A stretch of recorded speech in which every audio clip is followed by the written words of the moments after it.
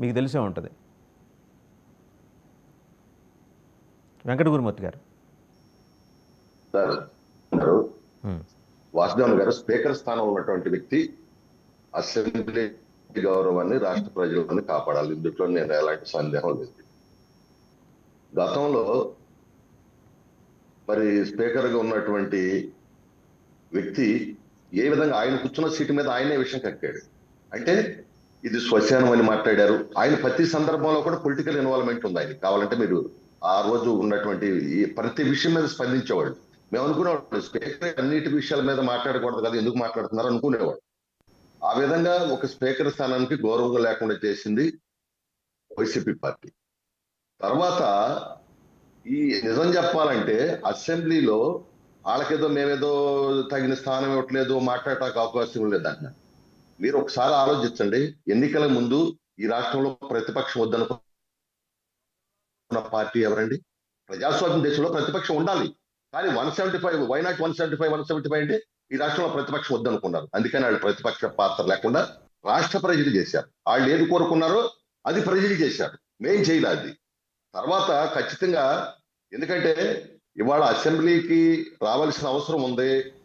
జీతాలు తీసుకుంటున్నారు, బత్యాలు తీసుకుంటున్నారు, అన్ని తీసుకుంటున్నారు. తీసుకున్నప్పుడు రావాల్సినటువంటి అవసరం వాళ్ళకు ఉంది. సరే మీరు అన్నట్టు ఒకటి కామెంట్ చేస్తే దొంగలంటే వాళ్ళు ఇంకోటి అంటారు. వాడు ఒక్కటి స్పీకర్ గా ఉన్నటువంటి గౌరవం కలిగినటువంటి ఆ పదవికి, రాజ్యాంగబద్ధమైన పదవికి వన్ని తేవాల్సిన అవసరం ఉంది. ఆయన అన్నటువంటి సందర్భం ఏంటంటే ఖచ్చితంగా వచ్చి సంతకాలు పెడుతున్నారు, వెళ్ళిపోతున్నారు. ఇప్పుడు చిన్నప్పుడు బడిలోకి వచ్చి పారిపోతా ఉండేవాళ్ళు, అట్ట కనపడి అటెండెన్స్ చేయించుకుని కొంతమంది పిల్లలు గోడ దూకే. అప్పుడు సరైనటువంటి వసతులు లేని స్కూళ్ళలో ఆ టీచర్ పాఠం చెబుతానే దూకి వెళ్ళిపోతా ఉండేవాళ్ళు. వీళ్ళ తంతు కూడా అట్లాగే ఉంది. కాబట్టి ఆయన ఆ రకమైనటువంటి కామెంట్ చేశాడనేది నేను ఖచ్చితంగా అనుకుంటున్నాను.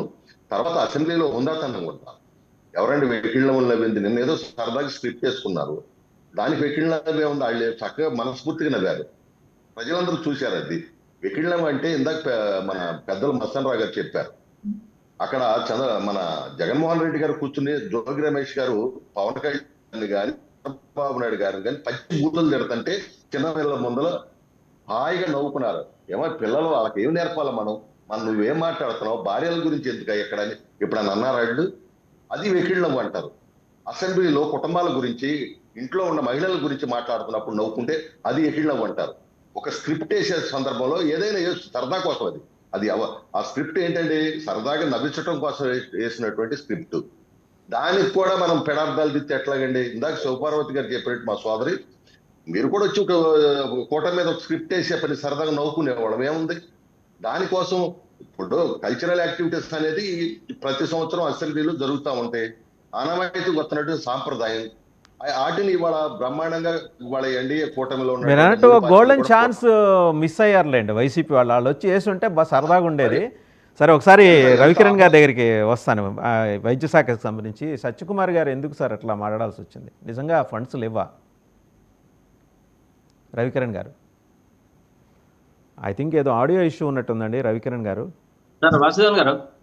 ఒక నిమిషం శ్రీకాంత్ గారు, ఒక నిమిషం మీరే మ్యూట్లో ఉన్నారు. రవికిరణ్ గారు ఉన్నారు. రవికిరణ్ గారు ఒకసారి చూడండి, మీ దగ్గర రావట్లేదు రవికిరణ్ గారు. లేదు, ఇప్పుడు గురుమూర్తి గారు మీరు ఒకే జూమ్లో ఉన్నారు. మరి మీ గురుమూర్తి గారిది వచ్చింది మీ దగ్గర. సరే, ఆ రవికిరణ్ గారిది సెట్ అయ్యే లోపల శ్రీకాంత్ మాట్లాడతారు ఒకసారి.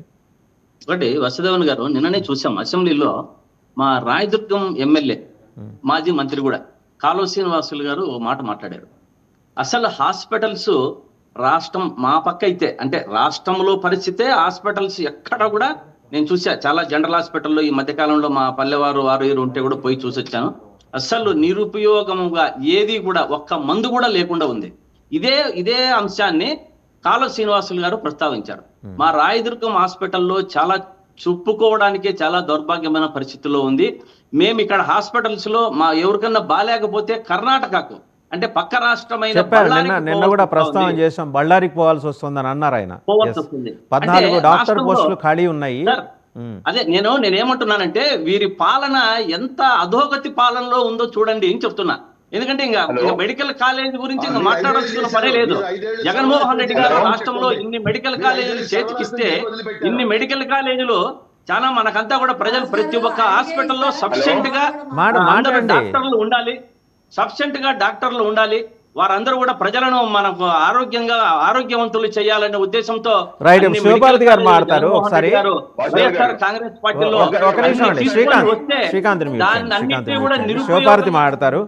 శివపార్వతి గారు వైఎస్ఆర్సీపీ పార్టీ వాళ్ళు 5 సంవత్సరాలు అసలు కనీసం ఒక ఇంజెక్షన్ కానీ అసలు హాస్పిటల్లో అట్లీస్ట్ అంబులెన్స్ లేక పిల్లల్ని చేతిలో పట్టుకొని తీసుకెళ్లిన పరిస్థితులు చూసాము. ఈయన వచ్చి కూర్చొని ఈ రోజు శుద్ధపోసు మాటలు మాట్లాడుతున్నారేంటి? రవికిరణ్ గారు ఓకే అండి. రవికిరణ్ గారు కూటమిలో ఉన్న ఎమ్మెల్యేలు సైతం సమస్యల గురించి మాట్లాడగలుగుతున్నారు ఈ రోజు. రైట్ అండి. ఒకసారి సత్యకుమార్ గారి వర్షన్ గురించి రవికిరణ్ గారు మాట్లాడతారు. ఇందాక ఇన్ఫాక్ట్ ప్రశ్న ఆయన ఇప్పుడు ఓకే అండి. రవికిరణ్ గారు మాట్లాడండి. ఓకే. ఇప్పుడు నేను నిన్న అసెంబ్లీ సమావేశంలో జరిగిన చర్చ ఫాలో అయ్యాను. ప్రశ్నోత్తరాల సమయంలో చాలా స్పష్టంగా అడిగారు. రాష్ట్రంలో ఉన్నటువంటి విద్యా వ్యవస్థ, వైద్య వ్యవస్థ కావచ్చు, లేకపోతే పిహెచ్సిలో ఉన్న పరిస్థితులు కావచ్చు, మందులు కావచ్చు, పరిస్థితి ఏంటి అంటే మంత్రి గారు చాలా స్పష్టంగా చెప్పింది ఏంటంటే, గత ప్రభుత్వ హయాంలో అయితే ఆరోగ్యశ్రీ అని వాళ్ళు పేరు పెట్టినారో మేము ఎన్టీఆర్ ఆరోగ్యశ్రీ అన్నాం. ఎన్టీఆర్ ఆరోగ్యశ్రీకి సంబంధించి 3,000 కోట్ల పైకి బకాయి పెట్టేశారు. ఉన్న పరిస్థితి సమస్యలు చెప్పారని. అలాగే మందుల కొనుగోలు, ఆ యొక్క ప్రభుత్వ ఆసుపత్రిలో మందుల కొనుగోలు కూడా 100 కోట్లు పెండింగ్ పెట్టేశారు. మూడో అంశం, నిర్మాణాలు నాడు నేడు అని చెప్పి నిర్మాణాలను మొదలుపెట్టి కేంద్ర ప్రభుత్వం నిధులు తీసుకొచ్చి అరకొరగా చేసి వదిలేశారు. 4వ అంశం, ఏదైతే వైద్య కళాశాల నిర్మాణం చేశామని కొన్ని నిర్మాణం చేసి కేంద్ర ప్రభుత్వం జిల్లాకు మెడికల్ కాలేజీ ఇచ్చిందండి. దానికి కావాల్సిన నిధులు కూడా కొంత నిధులు వాళ్ళు ఇస్తారు. ఒక్కో మెడికల్ కాలేజీ 200 కోట్లు 300 కోట్లు ఇస్తున్నారు. అయితే జగన్ ప్రభుత్వంలో ఏం చేశారంటే 3 సంవత్సరాల క్రితమే 2021-22లో 16 మెడికల్ కాలేజీ నిర్మాణం చేస్తామని చెప్పి ఆర్భాటంగా అనౌన్స్ చేసి 16 మెడికల్ కాలేజీ నిర్మాణం చేయాలని మొత్తం 10,000 కోట్లు కావాలి.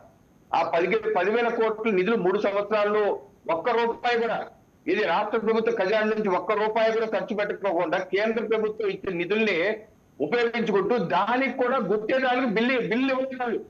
మొత్తం 8,000 కోట్ల పైసలు కావాలి. ఇప్పుడు ఆయన ప్రభుత్వ హయాంలో జగన్ ప్రభుత్వ హయాంలో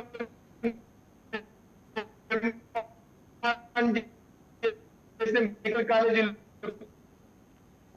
కూడా పరికరాలు లేవు చెప్తూ అతరాసంగా 5 ఏళ్ళు 50 కోట్ల పెట్టి నిర్మాణం చేశారు. బిల్డింగ్ ఉంది కానీ అక్కడ పరికరాలు లేవు, చెప్పదు లేదు. ఇలా రాష్ట్రంలో వైద్య వ్యవస్థని కుప్ప కూల్చిన